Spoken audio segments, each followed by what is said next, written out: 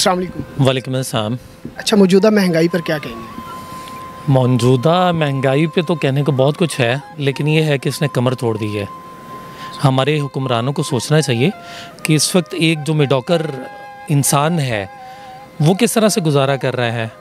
सब चीज़ें देखें कहाँ पर ये लोग ले गए हैं। पेट्रोल महंगा, बिजली महंगा, इन चीज़ों का इफ़ेक्ट दूसरी चीज़ों पर पड़ रहा है। अभी तो महंगाई आई नहीं है, महंगाई का तो पता आपको चलेगा 1 माह के बाद, 2 माह के बाद। जब प्रोडक्शन होगी, चीज़ें मार्केट के अंदर आएंगी, इन्फ्लेशन ऊपर जाएगी, तो फिर पता चलेगा महंगाई क्या है। लोगों को तो अभी एहसास नहीं है कि महंगाई क्या है। अच्छा, इसका ज़िम्मेदार किसको समझते हैं? जो मौजूदा सियासतदान हैं वो ज़िम्मेदार हैं, या आप 4 साल पीछे जाएं वो ज़िम्मेदार हैं? आप किसको समझते हैं? मैं ये समझता हूँ कि इसके ज़िम्मेदार ना हम लोग खुद हैं, इंडिविजुअल हैं। जब तक हमें अवेयरनेस नहीं होगी कि हमारा रोल क्या है और ये हुकूमत, ये डेमोक्रेसी, ये किस तरह से मूव ऑन होती है, कि ये किस तरह से ये लोग हमारे पैसे को रोल करते हैं और हमारे पैसे से ये अयाशी करते हैं।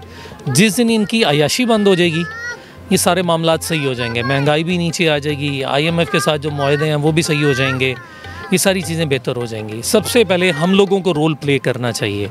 क्या हम लोग अपना रोल प्ले करें, हम लोग समझें कि हम किस तरह से अपने जो हुक्मरान हैं उनको किस तरह से हमने इलेक्ट करना है, और इलेक्ट करने के बाद कौन कौन सी चीज़ें हैं कि जिन पे हम लोग उनको कंट्रोल कर सकते हैं, किन चीज़ों पे हम लोग चेक एंड बैलेंस कर सकते हैं। तो मेरे ख्याल में सबसे बड़े इसके ज़िम्मेदार हम लोग हैं।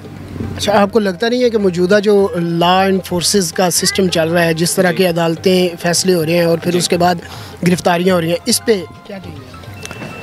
मैं इस पे कुछ ख़ास नहीं कहूँगा, क्योंकि मेरा ताल्लुक़ खुद लॉ कम्युनिटी से है। तो आपको तो फिर बहुत कुछ कहना चाहिए। बस कुछ चीज़ें ऐसी होती हैं कि जिन पे बंदा ना बोले तो बेहतर होता है, तो उस पर मैं कुछ नहीं कहना चाहूँगा। लॉ कम्युनिटी की तरफ से तो आने वाले दिनों में कोई लॉन्ग मार्च की शायद कॉल दी जा रही है, ऐसा चीज़ें चल रही हैं। जब कॉल होगी तो पता चल जाएगा। तो इस तरह की चीज़ें हो रही हैं। अभी पिछले दिनों भी हमारी पंजाब बार की हड़ताल थी। पूरे पाकिस्तान में आपने देखा होगा, जिस दिन पहिया-जम हड़ताल थी उस दिन लॉ कम्युनिटी भी आप लोगों के साथ थी। हमारे पूरे पंजाब के अंदर हड़ताल थी, तो उस दिन हम लोगों ने भी अपना रोल प्ले किया था। और ये भी तहरीक और एक मुहिम चलने के लिए जारी है। अभी उसको प्रॉपरली अनाउंस नहीं किया गया कि कब से वो स्टार्ट हो रही है। बहरहाल वो बहुत जल्द स्टार्ट होने वाली है, क्योंकि आप स्टेट का एक बहुत ही अहमियत वाला स्तून कह लें तो वो है, तो उसमें आपको किरदार तो डेफिनेटली करना नहीं चाहिए। मैं यही कह रहा हूँ ना कि हर एक इंडिविजुअल जब तक अपने किरदार को समझेगा नहीं और उसको अदा नहीं करेगा, तब तक हम लोग स्कैटर्ड रहेंगे और इसी तरह से हम लोगों को ये लोग जो है वो यूज़ करते रहेंगे। तो हम सबको एक इकट्ठे मिल के ना कलेक्टिव होके चलना चाहिए, तो फिर हम बेहतर कर लेंगे। अभी जिस तरह इलेक्शन वाला मामलात हैं, इलेक्शन हो उसके बाद जो बॉडी आए उसको अच्छे तरीके से हुकूमत करने दी जाए, तो हालात बेहतर हो जाएंगे। इलेक्शन होते देख रहे हैं? देखिए जी, एक ना एक दिन इलेक्शन तो होने ही है। ये बात तो आप नहीं कह सकते कि इलेक्शन नहीं होने, लेकिन एक ना एक दिन इलेक्शन होने हैं। लेट्स सी कि वो कितने दिनों के बाद होते हैं, लेकिन इलेक्शन तो होंगे। अगर इलेक्शन होते हैं तो किसको सपोर्ट? मैं किसको सपोर्ट करूँगा? ये तो डिपेंड करता है कि कौन से कैंडिडेट उस वक्त सामने आते हैं। तो मेरी सिलेक्शन जो होगी वो पार्टी बता देना, कैंडिडेट्स को आप छोड़े। नहीं, देखिए हम लोग यही करते हैं कि हम लोग कैंडिडेट नहीं देखते, उसकी एफिलिएशन देखते हैं कि किस पार्टी से है। मुझे तो ये देखना है ना कि मेरा जो कैंडिडेट है सबसे पहले वो क्या है, और फिर सेकंड प्रायोरिटी पे मेरी आएगी कि वो किस पार्टी से है। क्योंकि मेरे इलाके के अंदर जो बेहतरी लानी है वो तो उस कैंडिडेट ने लानी है ना, पार्टी का रोल बाद में आएगा। तो मैं सबसे पहले कैंडिडेट देखूंगा और फिर डेफिनेटली मेरे आप भी दूसरे लोगों की तरह जो कैंडिडेट्स हैं उन पे यही उम्मीदें लगाए हुए हैं कि वो आपके इलाके की गलियां नालियां और स्ट्रक्चर को बेहतर करेंगे, जबकि हमारे जो MPs या MNAs होते हैं उनका तो ये काम ही नहीं होता।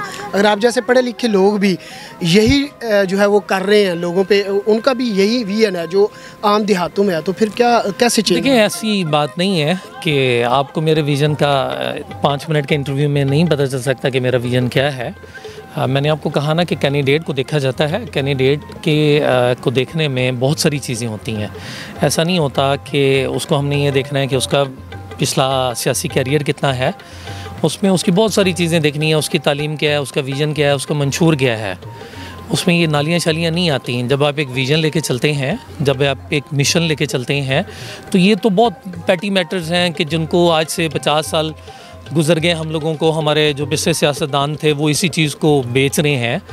तो हम लोग इस चीज़ पे बिलीव नहीं करते, हम लोग बेसिकली मिशन और विज़न पे बिलीव करते हैं। 80 की दहाई और अब में कुछ चेंज आया अवेयरनेस के हवाले से? बहुत ज़्यादा चेंज है, बहुत ज़्यादा चेंज। इसमें किसको रिगार्ड करेंगे, किसको आप इसका रिवॉर्ड देंगे? देखिए, इसमें अगर मैं ये कहूँ कि इमरान खान का बहुत बड़ा रोल है तो वो गलत नहीं होगा। उसने लोगों को विज़न दिया है, उसने लोगों को सोच दी है, उसने लोगों को एक ट्रैक पे लाने की कोशिश की है।